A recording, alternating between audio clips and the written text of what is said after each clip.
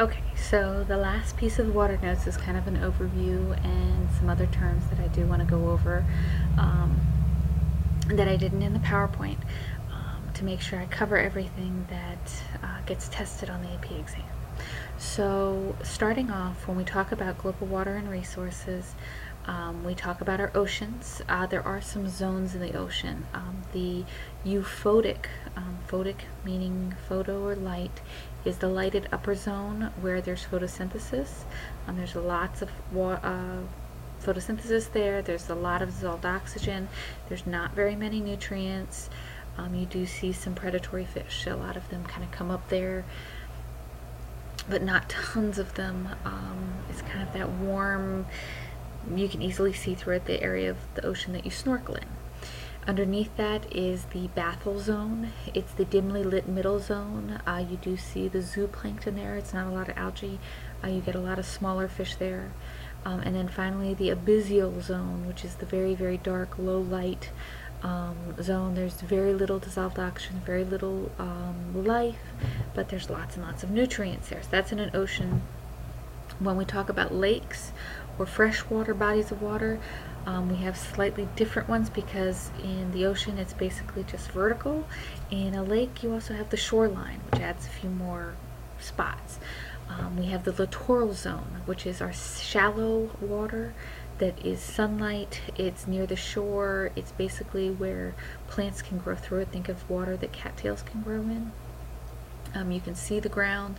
Plants can grow there. Then we have the limnetic zone. So we have open in sunlight. It's away from the shore. It produces food for the lake, but it is open and sunlit. You have the water there. The profundal zone is too dark for photosynthesis. So this is in a lake where it's got a lot of depth. When it gets too dark, we call it the profundal zone. And then finally the benthic zone. The benthic zone is all the way at the bottom. These are organisms that can tolerate very little oxygen. These are the things actually living on the bottom, in the muck and mud along the bottoms of lakes and oceans is called the benthic area. Now there's a couple of terms when we talk about lakes. There's an oligotrophic lake. That is any lake that has very little nutrients in it. A lot of times people think these are beautiful lakes because they're crystal clear, but when they're crystal clear and you don't see anything in them, there's usually a reason. It's very low nutrients, so you don't get much algae, which means you don't have any plants to go up the food chain. A eutrophic lake is one that's nutrient rich. This happens a lot of times when we have fertilizer, or if you have the Canadian geese that go when they poop in the lake. The eutrophic, we get a lot of excess phosphorus and phosphates, and basically what we see here is the algae overgrows and it looks like kind of like a solid green surface on the top of the lake. What that solid green surface then does is it blocks out the sunlight for the algae below, kills off our food chain. When that algae finally dies, it sinks to the bottom, starts decomposing, and then it uses up all the oxygen, and then we have all the animals die. So eutrophic lakes also kill everything. So oligotrophic, nothing's there to begin with. There's no nutrients there to kind of start the food chain. Eutrophic, there's too many. We have an overgrowth, and then everything kind of dies from overconsumption. Both of them bad. If we have a temperate zone, so if we're not near the equator, and we're not near the Arctic, we also have a thermal stratification. So temperatures change the deeper you go. So in the summer, we have the upper layer is really, really warm. We've got lots of dissolved oxygen. And then we get a thermocline. The temperature changes, and we get the hypolimina, which is our lower layer, and it's cold and dense, and there's lots of nutrients. Well, in the fall, what happens is the air gets really cold, and that warm water that was at the top, we actually end up having a mix. The thermocline's not there anymore because that surface water now is getting cold because the air is colder, and so as it cools, it actually drops down, and as it drops down, it goes and it mixes in with that cold water that was already down at the bottom, and it kind of pushes some of that cold water up to the top, and we call that a fall overturn or mixture or a mixing. And the nutrients come up to the top, the dissolved oxygen goes down to the bottom. Fish can live anywhere. This is really important for them to make it through the winter, because in the winter we get a density separation. The coldest temperatures actually are on the top, where we have the frigid water, we get ice across the top. Dissolved oxygen ends up being in the middle, and then underneath near the earth, at the bottom of the lake, it gets really, really cold again. So the fish actually kind of live in this happy medium in the center of the lake. And then in the spring, it warms up, and as it warms up, we actually have a mixing again. And so we have this kind of overturn that occurs that allows temperate lakes to actually have a lot of life. When we talk about freshwater streams and rivers, we have a source zone, which is kind of the headwaters. Where is the water coming from? It's usually very turbulent. It's got lots and lots of movement, lots of dissolved oxygen. Fish that are here have very, very flattened bodies in order to kind of fit through and underneath rocks. The transition zone kind of goes from where the headwaters, we start getting bigger, wider, deeper streams. You've got more producers there. You start seeing grasses and plants growing there, but less dissolved oxygen. It kind of slows down. It gets kind of flat. A floodplain zone is when the river stream really hits a flat area. It goes really slow. It meanders. It gets warmer because it's not moving real fast. A lot lower dissolved oxygen because it's not being run over rocks and things to help kind of work air into it. It's only what can dissolve naturally from the atmosphere, and this is where we end up running into the ocean. All right, the next big topic. So that was all of the terms I really didn't go into during the PowerPoint. The next pieces we did talk about ocean circulation. It does help moderate the Earth's temperatures. Basically, we have water from the North Atlantic. Gets very, very, it's cold, it's dense, it sinks, and when it gets down into, as we go through, it wells up in the warm towards the equator. Pacific goes back down to the Atlantic. It actually kind of goes in this circle in the Atlantic and Pacific Oceans. It's known as the heat conveyor belt. If the loop stalls, if we have global warming and everything gets warmer, we could get really, really drastic climate changes. We could have basically Europe go into a polar freeze.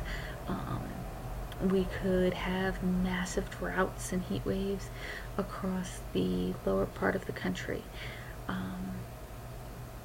Canada could become basically Arctic completely, instead of it being really temperate in a lot of areas.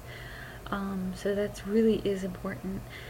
One of the other things is that the ocean actually removes a lot of carbon dioxide from the air due to the algae pulling it in for photosynthesis.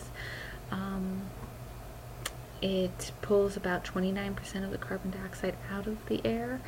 As we keep adding extra carbon dioxide, however, that carbon dioxide, when it gets dissolved in the water, causes the water to become more acidic. If the water gets too acidic, then the algae that's using it up is going to end up being outside of its zone of tolerance. And once we lose the algae, then it's not going to take up any of the carbon dioxide, and so we lose that carbon dioxide sink. Alright, so what are we using our water for? We use about 20% of our water for industry. This is when we're using it for cooling and heating, things in our power plants, using for making power, doing the energy consumption, manufacturing, etc. We use about 70% of our water for irrigation, for agriculture. We use a lot of the water, just doesn't actually get to the crops. So, we spray it. We have our drip irrigation is about 90% efficient. However, it's really expensive to set up. It's kind of complicated. You can't just run big combines over it because you have all the hoses going back and forth across the fields. A center pivot is 80 to 90%. Basically, water gets pumped underground, and it's a circular sprayer, and it sprays basically straight down, and the sprayer actually rotates around the field instead of having the jets do kind of that typical sprinkler fashion of go zigzagging back and forth. It sprays straight down, and the whole piece rotates over top of the crops. Gravity flow irrigation is 60 to 80. Basically, water fills in the ditches in the crops field. Basically, you pump water into ditches across the top of the field, and they flow down through smaller ditches going back and forth and zigzagging through the field. This is very useful for areas that don't have a lot of infrastructure to do a lot of the piping of water different places. A lot of third world countries use this method because they can irrigate a lot more that way.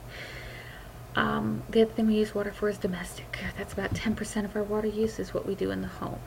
So when we think about our home, what we end up seeing, just this kind of a breakdown for all of the water we use in our house. We have about 26% of it is flushing our toilet. Also in the bathroom, another about 23%. So right around 50% of our water is just used in the bathrooms. This is cleaning ourselves, toilets, etc.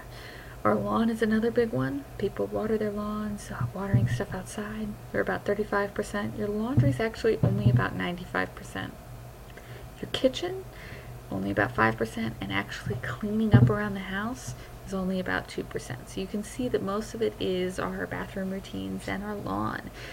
So if we can reduce the amount of water we use there, we do a huge change. Alright, going through our surface and groundwater issues. One of the big ones, any rain that doesn't go into the ground is considered surface water, and usually we think of it as evaporating or it flows into lakes and streams. So about 2/3 of it ends up being lost where we can't actually get to it. About 1/3 is a stable source of water. This is when we have water that's running off and we're able to get into rivers that we're using, or it soaks down into the ground, into groundwater that we can use. That's only about 1/3 of the water that falls as rain. Rain that infiltrates into the ground is actually considered groundwater. Groundwater goes into aquifers that are replenished naturally, very, very, very slowly, and it fills the water table. If we deplete the aquifers, we then end up with water shortages later. It's kind of like having a savings account. Once you use it, it's gone. Globally, about 1/4 of the world's population doesn't have enough water. And about 1 billion people, or about 1/6 of humanity, live where there isn't enough water, where water is really the biggest thing. A ton of wars have been started and fought over water. Or you have areas where water is only available as a river or an aquifer, but they don't have the infrastructure there to make the water safe to drink, or to get the water up out of the ground. Now, the easiest thing to go through, the easiest way to fight a lot of poverty around the world is to actually have safe and affordable water, which doesn't seem like a big thing here where we have plenty of water, but it really is a huge contributing factor.